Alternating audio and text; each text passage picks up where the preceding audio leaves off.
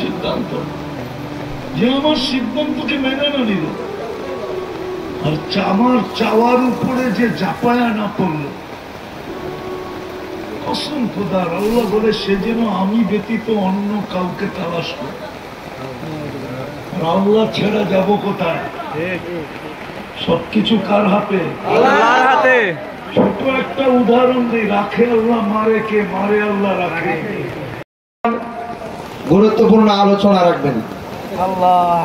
আসসালামু আলাইকুম ওয়া রাহমাতুল্লাহি ওয়া বারাকাতুহু।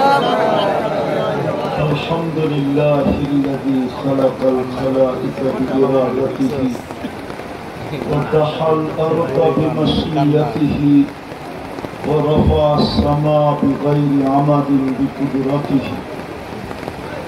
والصلاة والسلام على حبيبنا وحبيب ربنا مصطفى مجتبى لواء الحمد بيده يوم القيامة سيد الأولين والآخرين إمام المرسلين رسول رب العالمين. أما بعد فأعوذ بالله من الشيطان الرجيم. بسم الله الرحمن الرحيم. وما تشاءون إلا أن يشاء الله رب العالمين. وقال رسول الله صلى الله عليه وسلم عن الله تبارك وتعالى: يا عبادي أنا أريد وأنت تريد والله يفعل ما يريد. উক্ত তাফসীরুল কোরআন মাহফিলের সম্মানিত সভাপতি, উপস্থিত উলামায়ে কিরাম, এই আবহাওয়ার ভিতরে যারা উপস্থিত, বিশেষভাবে যুবকরা, যে পর্যন্ত লাউড স্পিকারের আওয়াজ পৌঁছতেছে, পর্দার অন্তরালে মা ও বোনেরা, দুটা কথাই বলবো। যদি এটাকে বৃষ্টি মনে করি তো বৃষ্টিও মনে করতে পারি, আবার যদি ওয়াটার সেলুট মনে করি তো ওয়াটার সেলুটও মনে করতে পারি।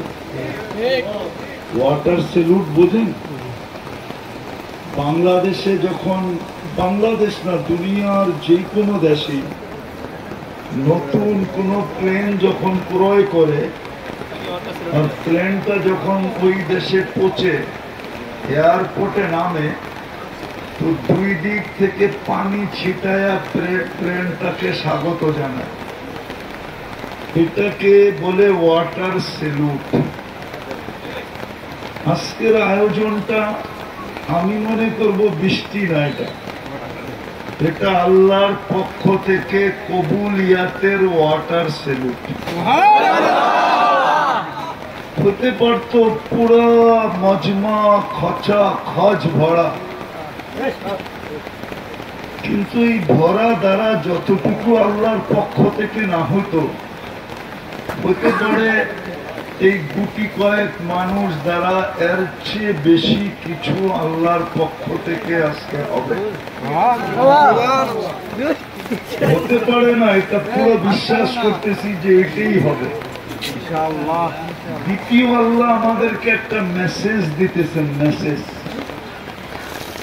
যদি মেসেজটা বুঝি আর কি,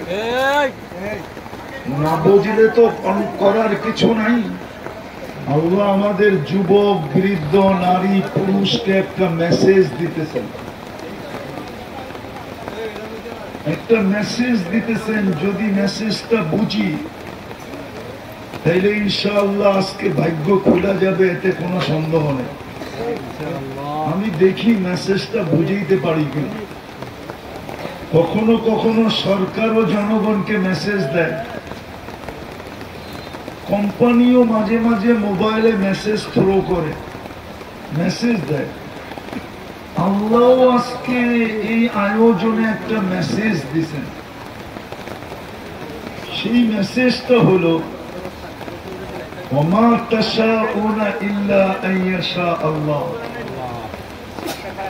প্রথম মেসেজ তো আল্লাহ এটা দিছেন যে তোমরা যতই চাও, কিন্তু আমার চাওয়া সবার ঊর্ধ্বে।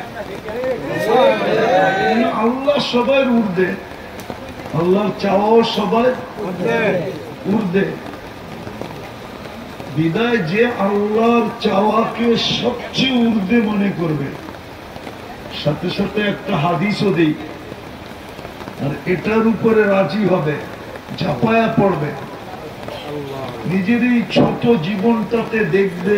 যুবক যদি দেখে যে আমার আল্লাহ আমার কাছে কি চায়, নারী যদি দেখে যে আল্লাহ কি চায়, পুরুষ যদি দেখে আল্লাহ কি চায়, সমাজে যারা ছোট তারা যদি দেখে আল্লাহ কি চায়, সমাজপতি যারা তারাও যদি দেখে যে আল্লাহ কি চায়, সবাই যদি এটা ভাবে যে আমার আল্লাহ যেটা চায় আমি ওটাতে সন্তুষ্ট, মাথা পেতে নিলাম, আমার আল্লাহ যেটা চায় ওটি আমি মাথা পেতে নিলাম।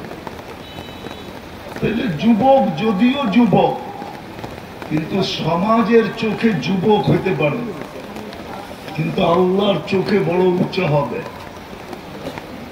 কসম খোদা, ওই যুবক আল্লাহর চোখে এত উঁচা হবে, এত উঁচা হবে। যদি বোঝে তাইলে বলি, বুঝবে কিনা জানি না, বইলা দেখি যুবকদের দিলে লাগে কিনা। তাইলে কসম খোদার যুবক, তুমি আল্লাহর চোখে এত উঁচা হবে, ইউবাহি বিহিল মালাইকা, ফেরেশতাদের সামনে আল্লাহ তোমাকে নিয়ে গৌরব করবে।